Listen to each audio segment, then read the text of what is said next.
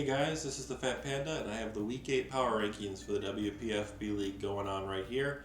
It's a bit late this week, just been so busy, but I managed to finally find some time to sit down and pound this out for you guys before any more of the Week 9 battles happen. We've got 6 battles I can't really talk about because there were a couple forfeits and an extension, but thankfully it was also the trade deadline, so I got a flurry of trades going on at the last week. A few people swapping up their teams, and that'll I'll go over as soon as I get to the teams that made the trades. But as far as going straight into it, at number 1 we still have the Cherrygrove Charizards, best team in the league I think by far, and pretty much an easy number 1 every week unless he starts going on a big losing streak here. Unfortunately, did have to extend for Week 8 battle, so I'll have the pleasure of watching 2 battles in Week 9, see where he goes, and not much else to talk about for there though. At number 2, we have the Miami Deinos at 6-2, racking up another win here against the Seattle Celebi. Superior put in a ton of work this week. There really was no counter on the opposing team, so when he got a free sub up at one point, he just managed to set up and sweep, and I'm pretty sure Superior got all 6 KOs. Was not even a particularly close battle, but it's something you might expect out of a top battler in the power rankings for the league, just destroying the competition whenever given the opportunity. At number 4, rising up in the ranks, we have number 3, we have the Sacramento Kingler at 5-3. A very good victory against the Motherland Mawiles, a strong opponent this week, where he managed to knock out basically everything that could have begun to stop the Vaporeon he brought. And after he took out the Galvantula and he took out that trapping Decidueye that came again, there really was no way to bring down the Vaporeon, and so whenever Sacramento was in trouble, he could just go to Vaporeon, heal up a little bit, and then continue beating down the Motherland Mawile. Very, very well played by him, and easily rising in the ranks. At number 4, we have the Gotham Darkrai up a slot as well at 5-2. Unfortunately, did not get to see his battle against Cherrygrove Charizards this week because they had to extend, but I cannot wait to watch it in Week 9 because I think it is going to be a fantastic battle. At number 5, we have the Wyong Washing Machines at 6-2. Unfortunately, lost yet again this week. It's been a rough couple weeks for him as far as battling goes, with racking up a couple losses, but he managed to lose basically his best answer to Calm Mind Suicune in his first with the Raichu getting knocked out early, and after taking all the opponent's team except that Suicune, he couldn't even phase it with Skarmory anymore, and unfortunately had no way to break it with just Mega Venusaur and Darmanitan in the back. Got pretty much just set up on by Last Mon. That certainly does happen, and just had no real way to deal with it, unfortunately. No taunt, no haze, and Whirlwind, of course, does not work if your opponent doesn't have anything left. At number 6, we have the Philadelphia Pangoros at 5-3.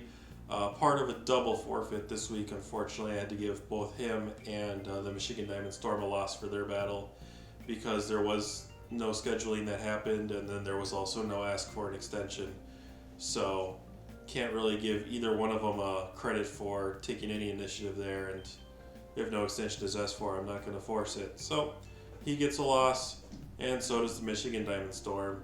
I think they're in the same conference, and they're basically facing each other for a wild card slot at this point. So playing the match out would have been good for one of them, but worse for the other.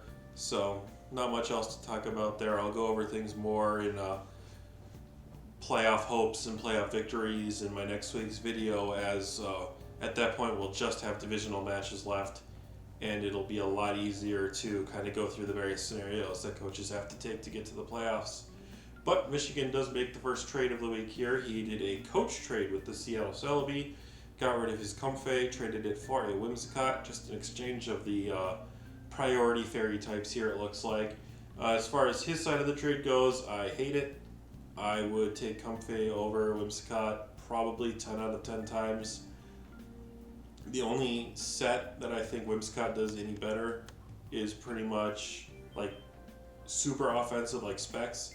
You could argue that, maybe like a sub-seed set would be better, but Comfey does have base 100 speed with priority leech seed as well. So I think the sheer power that Comfey offers through its Calm Mind sets, as well as also being able to be the cleric with the defog and the aromatherapy and stuff, I think it's the better option almost every single time.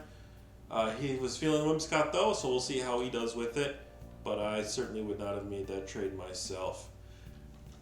Then at number 8, we have the Motherland Mawile, who got beat down by the Sacramento Kingler this week. He lost to Galvantula in the first couple turns. Decidueye fell soon after trying to trap Mandibuzz with foul play, which did not go well because foul play 2-hit KOs Decidueye. And once those were gone, he kind of realized he didn't have any way to break Vaporeon. He had Thunderbolts like Z Ally Switch Hoopa, but without any boosting of its offenses, I'm pretty sure that Vaporeon could have basically just Wish Protect stalled Hoopa out as well. So unless he got lucky with a crit or a pair or something, I think he was pretty much doomed the moment both his anti-Vaporeon answers really fell there. At number 9, we have the Happy Valley Hariyamas, who got a forfeit victory this week against AK's team. AK unfortunately did bring an illegal Zmon, so he got a easy 3-0 there victory, and he will certainly take it because he is on the outside looking in for playoffs, so every victory at this point is necessary. I don't believe he can lose another battle and still make the playoffs. At number 10, we have AK's team, who unfortunately brought in, at that time, illegal Z-Captain of Chandelure, has since changed his Z-Captains to Chandelure from what he had before, so if he brings it in the future, it'll be fine. It just was not that week. Did make another couple trades as well, dropping Mega Steelix for Mega Beedrill. I think that's a fantastic trade. He is Mega Steelix, and he is Ferrothorn, and he is Klefki. That's a lot of defensive, hazardy steel types. Dropping one is absolutely a good idea at this point, especially as he's starting to fall outside of playoff range here. And Beedrill is a great offensive pickup for how he likes to play with lots of offense and lots of setup. I think it'll fit right in, and he didn't really lose anything by losing that Steelix there. Trading Kingdra to Mantine, also I think a good trade. I don't remember if he drafted Kingdra just because I don't remember why he really has Kingdra to begin with. I think unless you're expecting to go against Rain, it's a pretty bad mon.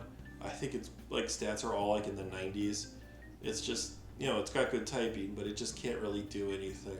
So even if he did face Philadelphia, and I don't remember if he did, it would have been useful there, but now that he definitely does it again unless it's in the finals, trading it for something like Mantine, I think is a very good idea. It gives him a different style of bulk along with a new defogger, and he has so much offense on his team that something like, Mantine Ferrothorn is actually a pretty good defensive core outside of, specific mons. So I really like this trades that he made here. I think they make his team quite a bit better than it was before. At number 11, we have the Beverly Hills Bibarel pulling out a upset victory against the Wyong washing machines last week. He managed to get Raichu out early and then basically sacrificed his whole team bit by bit, keeping that Suicune safe in the back so that he could set up and win with it. It was pretty nerve-wracking and watching him go through it though, because when you take a strategy like that, all it takes is, like a Giga Drain crit or something from the Mega Venusaur, and it is all over. But he didn't get crit. I don't think he got crit at all. Or if he did, it definitely didn't matter. And managed to pull out the victory with the Suicune set. Those kind of Calm Mind Suicunes are devastating. And certainly made very good use of it this week, getting through the Wyong washing machines. At number 12, we have the Auckland Articunos, who managed to rise to 4-4 with a victory over the Patchum Patchum. He got a pretty good Calm Mind Latias setup, took out several mons, and when it finally got chipped out a little bit, Zeraora came in to revenge it, but he managed to save the Latias, and between it and Ninetales, they cleaned up the rest of the match. So it was a very good match to watch, and he also makes quite a few trades here to shake up his team a little bit. Dropping Smeargle for Komala, dropping some points there so he could fit a better Mega on his team. Good play. I hate Smeargle in draft leagues. I think it's basically just a waste of a slot, especially tier 3. Like, look at it and then look at all the other tier 3s and you just see how much of a waste it usually is going to be. Komala is an interesting mod. It's got a few fun sets it can run. You know, AV with Rapid Spin. It can Wish Heal. It can run Banded with its Sleep Talk Last Resort set to just nuke the entire opposing team down. It's got a lot of fun things to do, and as a tier 4, I think it's a little underutilized. Trading Swanna for Girder. I think this is fine. It's basically just trading two different niche mods for each other. Girder probably has better overall practical applications. It's pretty dang bulky with an Eviolite. It's got access to Bulk Up and Mach Punch and Drain Punch and Knock Off and all the fun things that Conkeldurr can do as well, just with slightly worse stats. So I wouldn't be surprised to see it come once or twice in the end of the season to try and deal a little damage. Finally, in a Mega Swap, he dropped his Houndoom Mega for Aerodactyl Mega. Fantastic trade. I think Houndoom Mega is, Mega Tier 3, but it is not good. And managed to shave a little points there by lowering Smeargle into Komala to pick up something like Aerodactyl Mega is a much better, in my opinion. Aerodactyl is faster. I think it hits harder because of the tough claws, and it's got set up as well still with Hone Claws, which does manage to mesh really well with Stone Edge, which is just primary damage dealing. It's got rocks. I think it has defog technically, but you'd never see that probably. I think it's just a great offensive threat that's going to make much more of an impact than the Houndoom ever would have. So overall, I think those are pretty darn good trades for him, and definitely a good idea to make those before time ran out. At number 13, rising in the ranks a little bit, we have the Canine Tiger up to 4-4 on the season as well. He basically controlled the entire match against the Puget Sound Swampert by being able to wall just about everything he had with chancing life score. Posing Zergatry was somewhat scary, but it did whiff when it tried to Z Hypnosis, which basically meant that the entire match was in Canine's hands, because if he'd hit that Z Hypnosis and got the tail glow up, I think it was probably over, because as revealed, the Ditto he brought did not have Choice Scarf. So at one point when Zergatry did set up a tail glow and Ditto came into revenge, Ditto just fucking died because it was leftovers or something and lost the speed tie. Unless you are up against a team that is 100% going to be Fat Mons, like if you have the chance of facing any real setup, just run the Choice Scarf on Ditto. Don't try to get fancy. It does one thing well. If you don't use it for that one thing, it does nothing, as it showed in this match. If he won the speed tie, cool. If he lost the speed tie, he almost lost the match to Zergatry right there.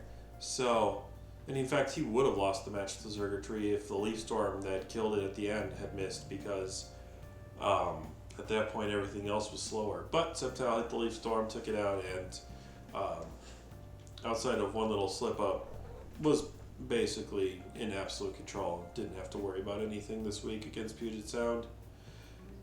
At number 14, we have the Seattle Celebi, who got just blown apart by Miami's Superior this week. He just had nothing for it, and it wasn't even a close match at all. Did make a trade though. He dropped his Whimsicott for Michigan Diamond Stars Comfey, and I love this trade. As I said before, I think Comfey is going to be better almost every time. And it just really adds another dimension to this team.